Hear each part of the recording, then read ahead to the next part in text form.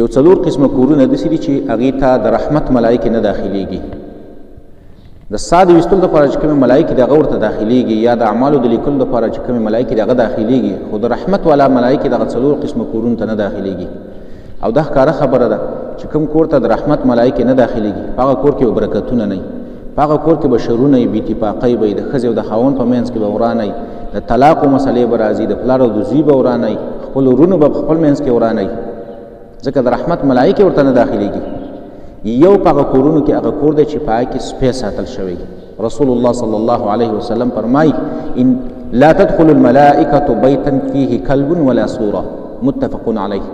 رسول الله صلی الله علیه وسلم فرمایي ملائکې نه داخلیږي هغه کور ته چې په هغه کې سپی ساتل شوی. په بل حدیث کې داسې راځي رسول الله صلی الله علیه وسلم فرمایي من اقتنى کلبا لیس بکلب صید ولا ماشیة ولا ارض، چا چې یو سپی وساتو او دغه سپی نه د ښکار سپی دی، نه د ځمکې د حفاظت دپاره سپی دی، نه د ګړو بزو د حفاظت دپاره سپی دی، بس عام یو شوقي سپی چا وساتو، د شوق د وجې نه پالتو سپی وساتو، نو فإنه ينقص من أجره قيراتان كل يوم، رواه مسلم.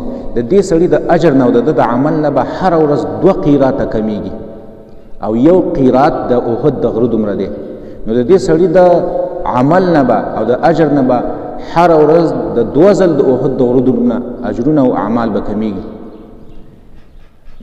دویم هغه کور چې هغې کې ملایکې نه داخلیږي د رحمت، هغه کور دی چې په هغې کې شکلونه یا تصویران لګېدلي. رسول الله صلی الله علیه وسلم فرمایي لا تدخل الملائکة بیتا فیه تماثیل او تصاویر، رواه مسلم. هغه کور کې ملایکې نه داخلیږي په کوم کور کې چې شکلونه جوړ شوي، د زیرو شي شکلونه جوړ شوي، د هغې مجسمې جوړې شوي، یا د زیرو شیونو تصویران لګېدلي. غیر زیرو شیونه چې دي هغې کې څه نقصان نشته، خو کوم شیونو چې روح دی او د هغې تصویران جوړ شوي، د هغې مجسمې، د هغې شکلونه جوړ شوي، نو هغې ته ملایکې نه داخلیږي. یو داسې تصویران چې هغه د ضرورت لکه په روپو باندې یا په پاسپورټ باندې کوم تصویر دی، نو دا خو د ضرورت دپاره دی. دریم هغه کور چې هغې ته ملایکې نه داخلیږي هغه کور دی چې په هغه کې یو داسې شی پروت دی چې هغه ګنده بوی کوي، سخاوالي پکې پراته دي. ځکه حدیث کې راځي رسول الله صلی الله علیه وسلم فرمایي ان الملائکة تتأذى مما يتأذى منه بنو آدم، متفق علیه. رسول الله صلی الله علیه وسلم فرمایي ملائکو ته تکلیف میلاویږي د هغه څه نه چې د هغې نه بني آدمو ته تکلیف میلاویږي، یعنې کوم شي نه چې بني آدم ته تکلیف میلاویږي د هغه شي نه ملایکو ته هم تکلیف میلاویږي.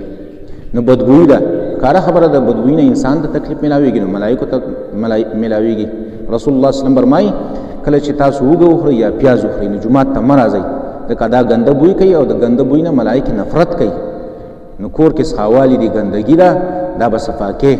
کور کې څښا بوی والا شیونه پراته نو هغې ته بیا ملایکې نه داخلیږي.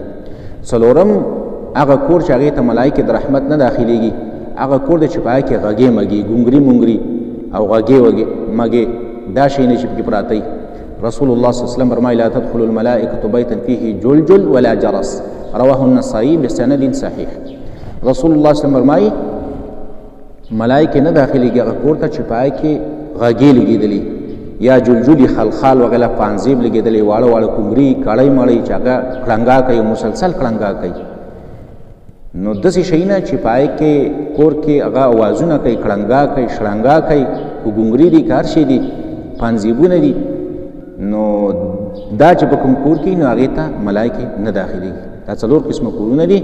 دا د حدیثو نه ثابت دي چې دې کورونو ته د رحمت ملایکې نه داخلیږي.